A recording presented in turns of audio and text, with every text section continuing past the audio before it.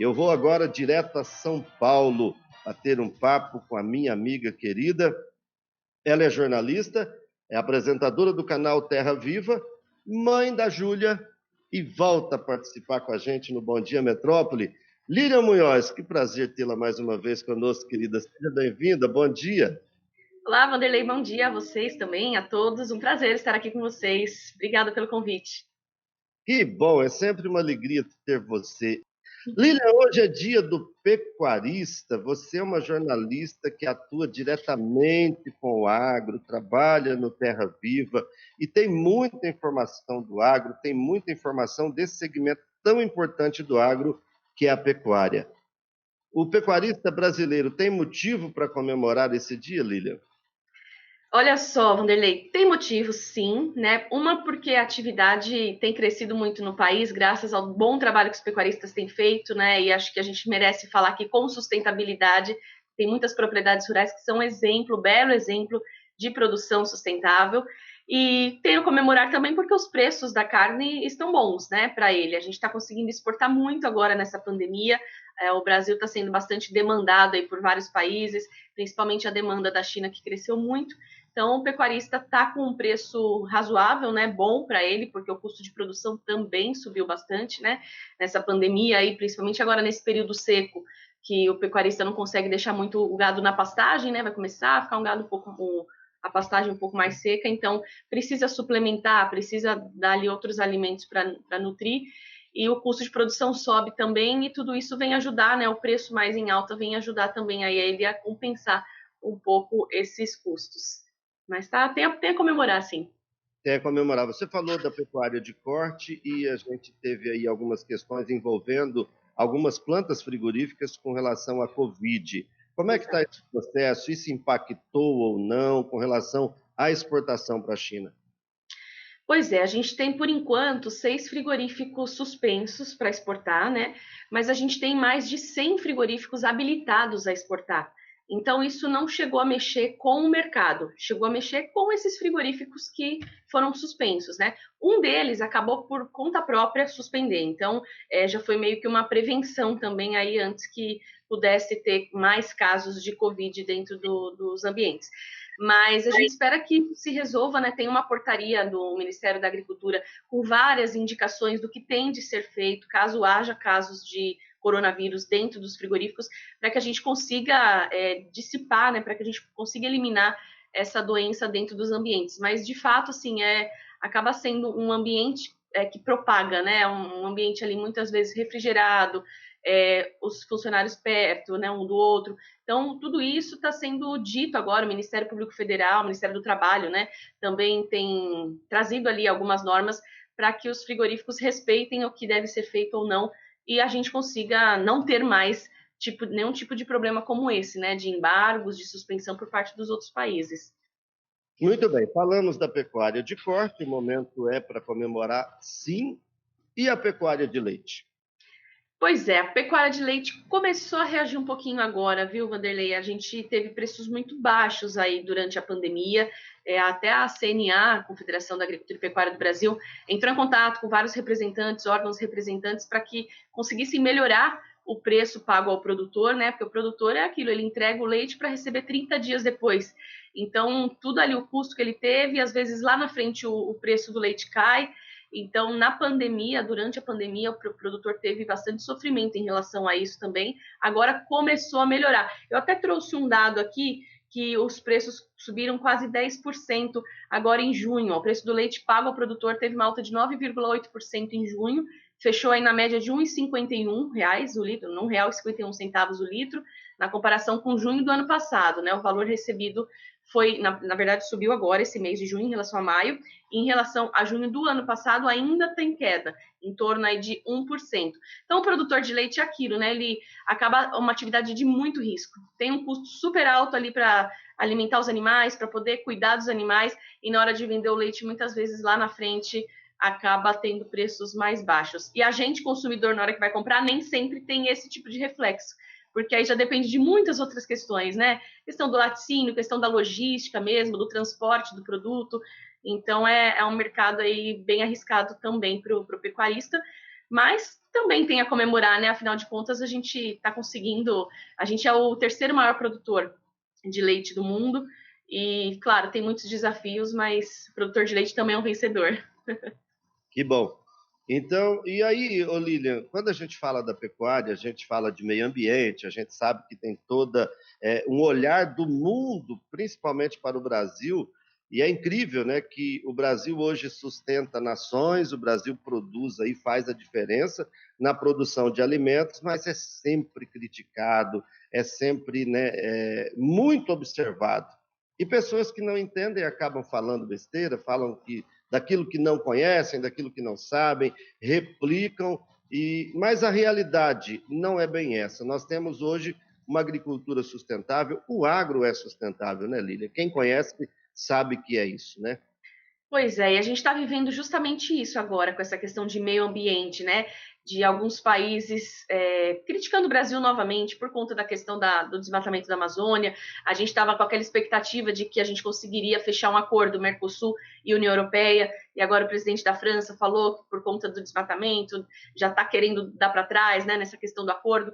Então, tudo isso impacta muito também o agronegócio, porque se a gente consegue abrir novos mercados, fazer novas parcerias, tudo isso é muito positivo para a gente. Então, a gente precisa, de fato, melhorar a nossa comunicação, né, melhorar até o nosso marketing, porque lá fora os outros países fazem o marketing muito bem, e a gente tem aqui projetos incríveis, né, no caso da ILPF, que é a Integração Lavoura, Pecuária, Floresta, que é um baita de um exemplo.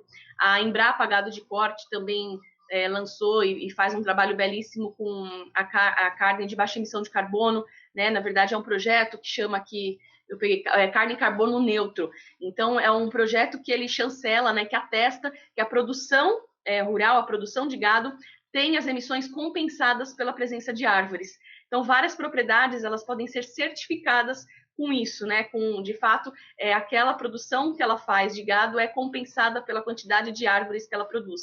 Então, assim, o produtor rural ele é o maior interessado em preservar, né, a mata dele, afinal de contas, é o quintal dele ali, né? A propriedade rural, e quanto mais estiver em pé, mais estiver bonita, é mais sombra para o gado, é mais benefício que traz também para o meio ambiente como um todo.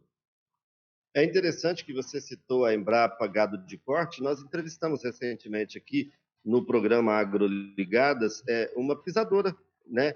E é fantástico essa preocupação, como que se preocupa, como que trabalha isso. E eu tive a oportunidade de também visitar a Embrapa Agrosilvio Pastoril lá no norte do estado e ver em loco, Lília, a integração lavoura, pecuária e floresta. É algo impressionante, onde você consegue ver toda essa produção numa única área, sem degradar e preservando e colhendo riquezas, inclusive. É lindo, né? E o Brasil tem que mostrar que é o país que mais preserva, porque a gente tem a possibilidade de produzir sem precisar aumentar muitas áreas, né? Há tantos anos a gente tem aumentado a produtividade, um salto de produtividade, sem precisar aumentar a área plantada na mesma proporção, né? Uma proporção muito menor. E os outros países não têm essa possibilidade, né? Na Europa é tudo ali juntinho, pequenininho, por isso que eu acho que a gente é tão atacado, né? Porque a gente está conseguindo expandir, a gente se tornou esse ano o maior produtor de soja do mundo, passando os Estados Unidos. Então, cutuca o vizinho, né? E aí é complicado. É claro que tem os interesses econômicos também, nós não podemos Exato. deixar de crescer em tanto assim, vai se tornando uma grande potência. Ô, Lilian, e aí o que planta e colhe com excelência, se a gente cria e produz com excelência e preservamos, é indiscutível que se preserva e preserva muito. As leis ambientais do Brasil são rigorosas. Como a Lilian disse, o produtor é o mais interessado em preservar, ele não quer matar a sua fonte de renda, né? Falta uma boa comunicação, o agro não se comunica bem, Lilian, com a sociedade? Então, a gente tem discutido muito isso, né, no nosso meio, mas o que a gente chega à conclusão é que falta se comunicar. Porque com o pessoal de dentro a gente se comunica, né? Nós aqui do agronegócio, o pessoal que, no caso, assim, o jornal Terra Viva que eu apresento no Terra Viva, o público é produtor rural, é o pessoal que trabalha no campo, então já conhece, né, aquilo que a gente faz. A minha sorte até, Vanderlei, que eu estou dentro do Grupo Bandeirantes, então a gente tem tido muito espaço lá dentro para poder falar para outro tipo de público, né? Inclusive essas 2 semanas eu estou participando da Rádio Bandeirantes e é um programa que passa às 2 da tarde e eu estou tendo a oportunidade de falar para um público que não é do agro. Então, poder ali defender muitas vezes o produtor, né? O preço do leite vai subir por quê? Olha, muitas vezes, né, não é culpa do produtor, né? A gente tem essa mania de, porque o produtor produziu menos lá na ponta, então o consumidor vai pagar mais caro. Não, tem vários fatores que influenciam e o produtor acaba sendo vítima como nós, né, consumidores. Então, a gente precisa realmente fazer uma comunicação melhor e mais ampla para a sociedade como um todo, e não só para o nosso nicho, não só para quem já conhece o agronegócio, né? E aí está o desafio, porque muitas vezes a gente tem a oportunidade de falar lá fora, mas a gente tem uma força contrária também grande, né? Por parte de ONGs, de ambientalistas, e a gente precisa, de fato, mostrar que meio ambiente e agronegócio caminham juntos. Eu acho que é isso que a gente tem que mostrar sempre, né? Indiscutivelmente. Como diz lá no agro, a gente tem que comunicar bem da porteira para fora, né? Porque da porteira para dentro a gente sabe o que é, tem orgulho do que é, né? E sabe do potencial. Lília, ao mesmo tempo, existe um desafio muito grande de se aumentar a produção de alimentos nas próximas décadas para poder atender a demanda mundial, a demanda de alimentos da população mundial, né? Sim. E é preciso inovar. A tecnologia fará diferença nisso tudo, Lília? Com certeza, é um caminho sem volta, né? A gente está vendo aí na pandemia todo mundo se adaptando muito mais à tecnologia, né? E no agronegócio isso já começou faz muito tempo, né? A gente tem hoje tantas startups que cuidam, que fazem um belo trabalho, né? De tecnologia, de inovação nas propriedades, de rastreabilidade, de pesar os animais, de trazer inovação, melhoramento genético, enfim, tem muita coisa boa para se mostrar, né, no agronegócio em relação à tecnologia. O que a gente precisa é cada vez mais o acesso a essa tecnologia ao pequeno produtor, pequeno pecuarista, né? Os grandes já têm mais acesso. A gente precisa melhorar a conectividade também no campo, que isso vem tendo trabalhos aí também para que chegue a internet lá na outra ponta, né? Para que o produtor tenha acesso a isso também. Mas sem dúvida, a internet, a tecnologia, tudo isso que vem sendo trazido, né, para cá, a gente tem grandes pesquisadores e produtores e empreendedores aqui no Brasil que têm se expandido nesse sentido, né, de criar alternativas, de criar ferramentas novas para ajudar o campo.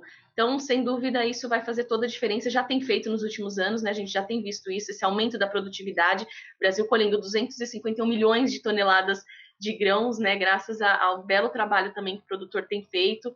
E então é isso. Acho que a tecnologia, a gente já descobriu o caminho e precisa cada vez mais melhorar o acesso a todos, né?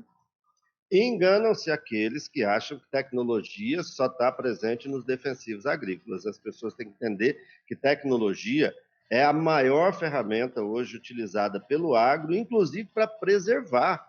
As máquinas são monitoradas, né, todas por internet, para poder preservar bem o solo, para poder cuidar detalhadamente do solo. Eu fiquei impressionado, Lília. Eu fui num dia de campo aqui, de ver que antes de colocar uma máquina para atuar na lavoura, eles medem a velocidade do vento, calculam a velocidade da máquina, a altura que os bicos vão pulverizar aquele produto que vai ser jogado, a distância, as gotículas por folha que vão cair. Isso tudo é tecnologia e que vem em defesa, inclusive, da preservação, né, Lília?